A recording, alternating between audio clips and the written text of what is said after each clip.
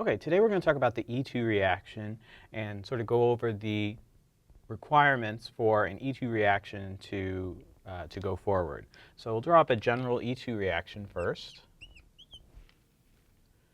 where we have a good leaving group, so something like a halogen, and we're going to deprotonate one of the hydrogens. It doesn't matter which in this structure. And so we're going to do this reaction, and we're going to treat it with a fairly strong base. So we're going to use a base like DBU, which is a non-nucleophilic strong base. And so the DBU is going to, I'm not going to draw out the whole structure of DBU, but it's going to deprotonate that hydrogen. We're going to form the pi bond, and we're going to have loss of our leaving group all happen simultaneously because this is a concerted reaction. And so when we do this, we can get two possible products out. So one of which will be the more stable product, which is the transalkene, right, where we have the methyl group and the ethyl group on opposite sides of the alkene structure. Plus, we're going to make the less stable product in smaller amounts, where our methyl group and ethyl group are on the same side of the double bond. So this is our E alkene, and this is our Z alkene. Okay, so why do we get a mixture here, right? Well, we have two hydrogens here, and so it depends on which one we deprotonate in order for this reaction to go forward one way or another. So to do this, we have to recognize that there's a requirement for the geometry in an E2 reaction. So the requirement is that we have to have a coplanar arrangement of hydrogen and leaving group.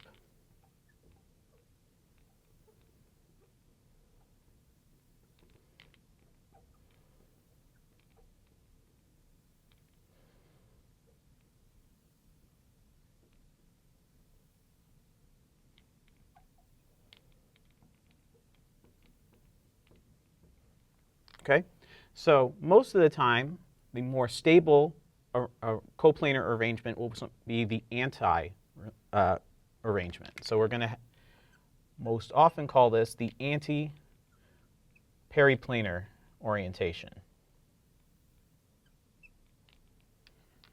Okay, so the best way to sort of illustrate this is to actually draw a Newman projection so that we can sort of see when we have a hydrogen and bromine in an anti-relationship.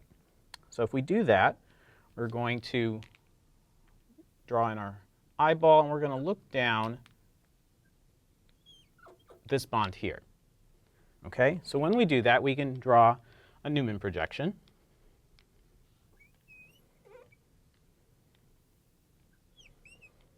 All right, and so on our front carbon, we have two hydrogens that are pointed up, and on the position pointed down, we have our methyl group.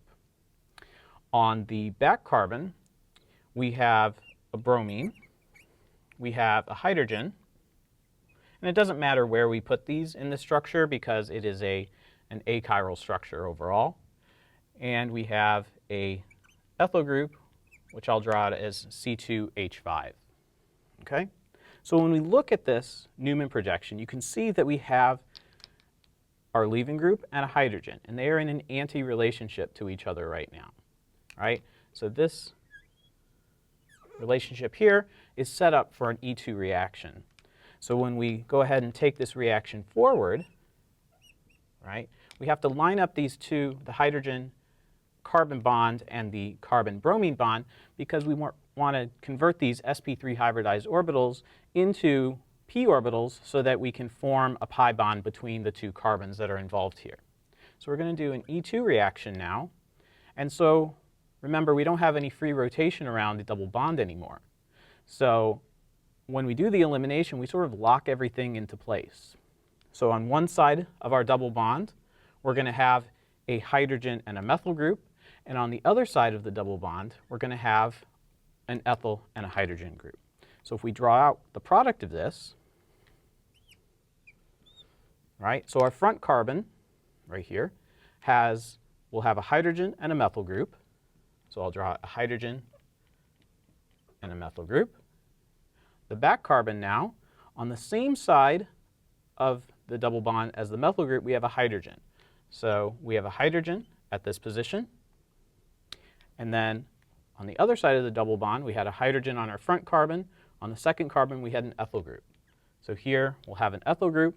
And so here we obtained the E isomer.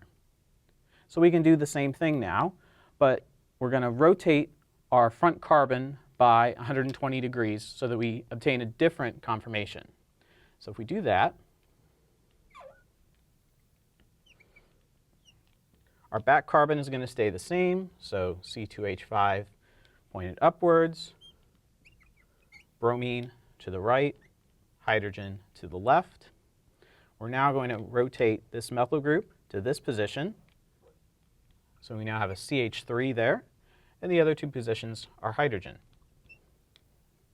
So again, we look at this structure. Here's our leaving group, and we have a hydrogen that is anti to that. So we're going to do an elimination, and our E2 reaction is going to go forward. This time, you can see that the hydrogens are going to be locked on the same side of that double bond, and our two alkyl groups, our methyl and our ethyl group, they're also going to be locked on the same side of the double bond. So we go ahead and draw in our alkene. We have a hydrogen and a methyl on our front carbon. There's our double bond. Now we know that the hydrogens are on the same side of the double bond, so we have a hydrogen there. And our methyl and our ethyl groups will be on the same side. They'll be cis to each other, and so we'll have a structure that looks like this. And that corresponds to our Z isomer. Okay? So the question is, why is the trans E isomer the major product, and why do we get less of the Z? So if we look at the Newman projections here, we can sort of identify that there's going to be a difference in energy. So we look at this structure here. We don't have any gauche interactions between our ethyl group and our methyl group. However, in this structure over here, our ethyl and methyl groups are 60 degrees apart. They have a gauche relationship. So this is going to increase the energy of this conformation relative to this one.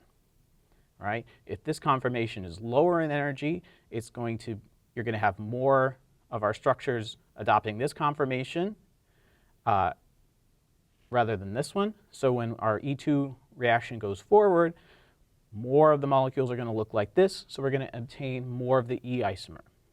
It's also good to point out that in terms of the product energies, E's are also lower in energy.